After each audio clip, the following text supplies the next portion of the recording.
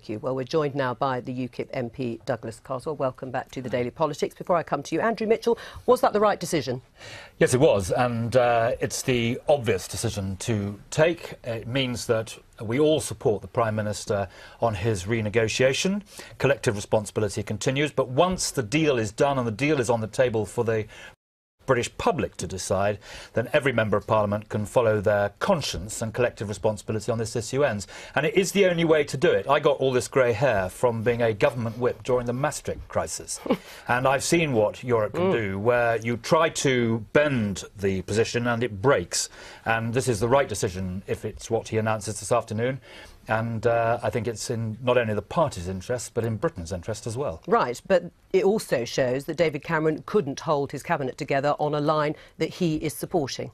Well, what it means is he's accepting that there are very different views. And there would be resignation. Within his he's accepting that there are very different views, and quite rightly, he's allowing those members of his cabinet to express those views.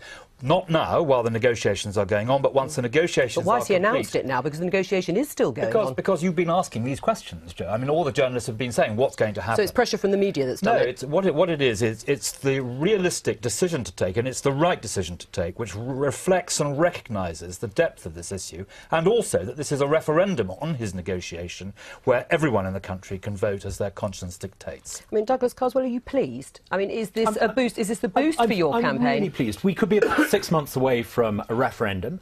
I think we're in with a realistic chance of winning it. There's real momentum now behind the Leave campaign. We start to see people, a realignment within the Conservative Party, with senior figures preparing to come out and campaign to leave. We start to see in the Labour Party people coming out campaigning to leave. We start to see business leaders reported in the Mail on Sunday, opinions shifting in favour of leave. I think this is incredibly exciting. We're starting to see that broad-based national coalition to redefine our relationship with Europe. It's very exciting. Yeah, I mean, Cat Smith, you know, Douglas Carswell has mentioned some big beasts could come out from the Labour Party too. If you've got big figures in the Conservative Party, Ian Duncan-Smith, Theresa May, Sajid Javid, all on the airwaves backing an EU exit, it's a big blow to the campaign to stay in the EU.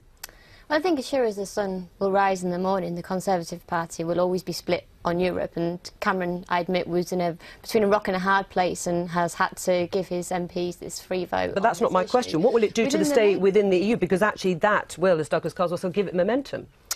I don't expect, as Douglas says, any big beasts from Labour to be campaigning alongside Douglas in this referendum. I think the Labour Party is very united on this issue. When I was a Conservative... There isn't anybody, is there? When really I was a Conservative backbench MP, I got to know Jeremy Corbyn, who was then a backbencher. I got to know him pretty well. Why? Because I kept on bumping into him in the voting lobby every time we voted against the consensus of David Cameron and co on Europe. Are you seriously saying Jeremy Corbyn is going to vote to come out? No, but it indicates that there's, on the left, a very ambivalent relationship with a big corporatist cartel in Brussels that rigs the rules against ordinary working people. How can it be, Kat, that the left in this country is putting the interests of bankers ahead of working people in Southern Europe? No one has said in the Labour Party that the EU is some perfect institution which we fully support.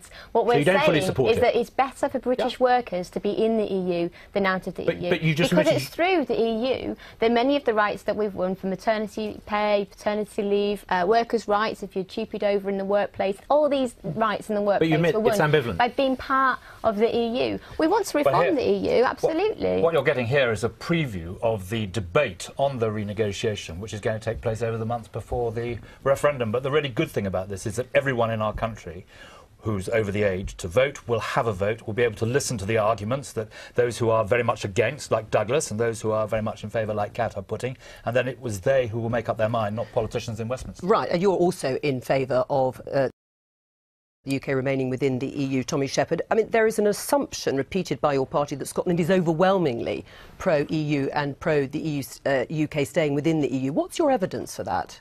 Well, that's what the polls would seem to suggest. I mean, the polls are mixed. Well, the last poll I saw, 72% of people wanted to stay within the EU. Of course, we want reforms within the EU and we want a better EU, but we can do that from a position of being in rather than out. Joe, you asked at the beginning whether or not this was the right decision that David Cameron's going to take today.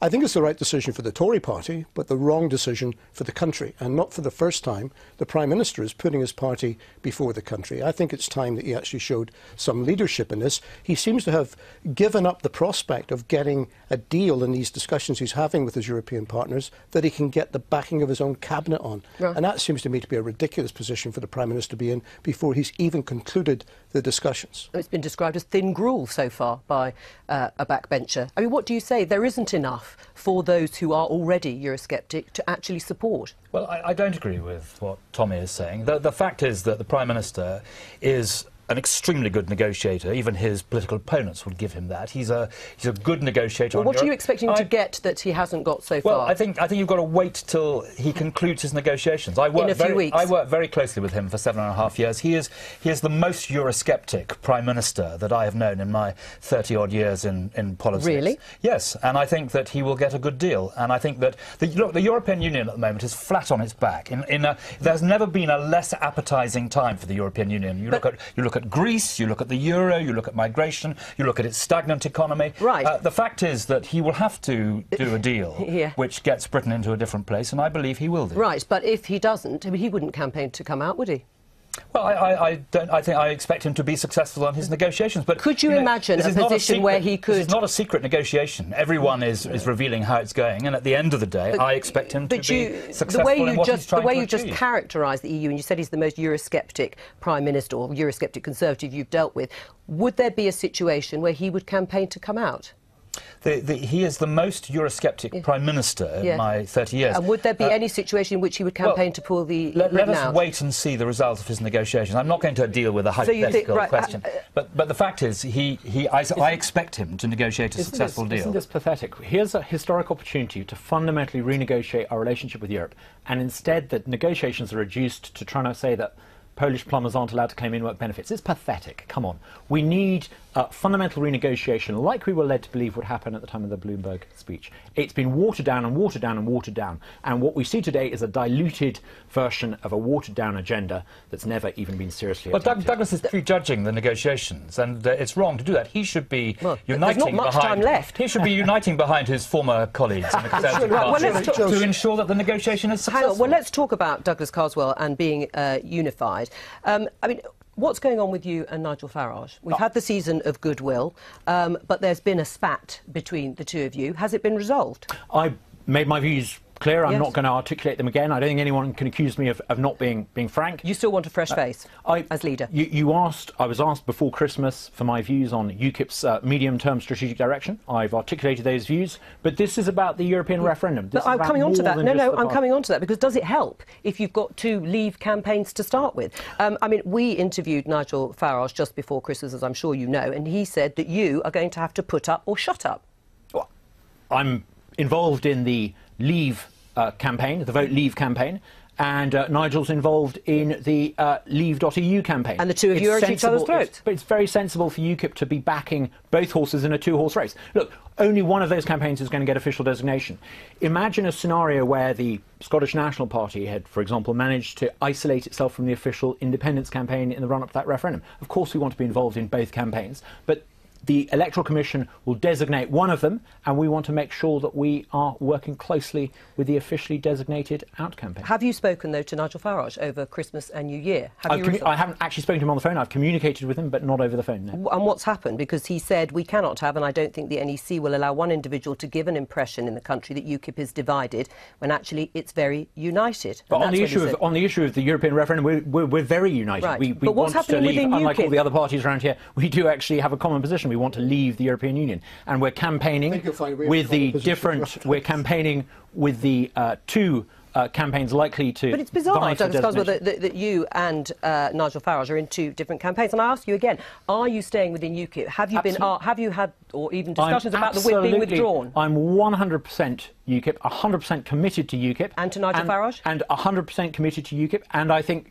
Nigel, as leader of UKIP, is doing a great job. We are 17% in the polls at the moment, but I want us to be on 37% in the polls. And you don't think he's the man to take that? Well, no, in order to, in 2 years' time, I would like us to be not on 17% in the polls, but on 27% in the polls. And I think there are some useful suggestions I can make as to how we can best achieve that. So are you not going to say anything more about the leadership? I'm not going to say anything more. Right. Do you regret it then? I very rarely regret anything I've ever said. But this could be one of them, Douglas Carswell. The important thing is that in 6 months' time we're going to have this referendum, and I think we can win it. Right. Douglas Carswell talked about your party's position. I mean, have you got anywhere with the campaign requiring that all 4 nations must vote to withdraw from the EU if that is to pass? Well, we put the argument. I mean, obviously, hasn't got anywhere, though, has it? Well, the government refuses to listen to the argument. Yes, I mean the idea, of there being a qualified. It's just rejecting it. No, but it's rejecting it out of hand, though, because there are many international examples where a double majority is required for a decision to be taken. The United States of America, being in its constitutional amendments, being the most obvious one. And I think the problem in not allowing it is that there is a potential major constitutional headache on the way. If Scotland votes, why? Well, if Scotland votes in large part to stay in the European Union and England votes with an equally large majority to leave, then I think there is going to be a lot of anger in Scotland about being dragged out of the EU against the will of the people that live in Scotland. And would that then propel you into campaigning for another referendum? Well, it would be referendum. Well, it would beg a question to which independence would be one answer, but I think it would need an awful lot of soul-searching if that takes place, and it will throw up a constitutional crisis. Right. Catsmith, the poll of polls put the Remain in the EU campaign 10 points ahead. But as we know from the most recent general election, polls, relying on them, is a very risky business. What will you be doing? What will Labour be doing to encourage people to vote to Remain? Well, Labour's been very clear right from the outset here that we want to remain part of a reformed EU. But you're going to remain come what may, whatever the negotiation, Labour and that's will be campaigning to stay in the EU. And we'll do that by arguing that being in the EU is better for British workers, is better for British families, and that we're all better off being active members of the EU and playing a part in it at the moment. And what's your evidence for that? What are the figures that you've got for saying that families are better off within the EU, well, that British workers are better off? Well, if you look at the investment that EU makes in the UK, especially in the example, for instance, in Scotland, where the EU actually supports quite a lot of businesses there, and that's outside of London and the South East, where politics and the media tend to be quite focused. The EU's investing in our regions. If looking investment, but we're net contributors to the EU, aren't we, Kat? But then we're not actually playing our full part. For instance, we're net contributors, aren't we? My constituency has been flooded, and there is a EU fund that we could be applying to. Well, I'm sure the local MP could lobby their own government. I am doing. And David Cameron is refusing to engage with the EU, so that we're not actually getting all out of it that we already can. Or, I mean, you say there's momentum, but the poll of polls, just for argument's sake, does put the Remain campaign 10 points ahead. And if you think about, we haven't heard from the renegotiation deal yet, the results, there is a European-wide migration crisis, terrorism across the continent, you might think Leave would be doing better, and they're not. Well, I was looking at some polls recently that put the two camps neck and neck. I think you're right. We need to be a little sceptical of that. I think you're probably right. The Leave campaign is probably, at the moment, slightly behind. But that's not a bad place to be in. I think momentum is with Leave. We saw senior business figures today, opinions shifting. I think many of the undecideds who are going to decide the outcome are making up their mind that we'd be better off out. You're so confident that David Cameron is going to get a good deal. Should he resign if, in the end, he loses this referendum? Well, again, it's an entirely hypothetical question. Well, it's not hypothetical, because it's happening in a few months' time, potentially. I expect him to successfully renegotiate Britain's position. And if he does so successfully, then I expect him to win. And what Kat said is right. The people will decide on the basis of their living standards, what's best for their family. But, you know, this is going to be a very tight debate. I think that the two campaigns are neck and neck. Okay. And we're going to see the result of his negotiations, and then everyone makes up their mind. Thank you for telling us that.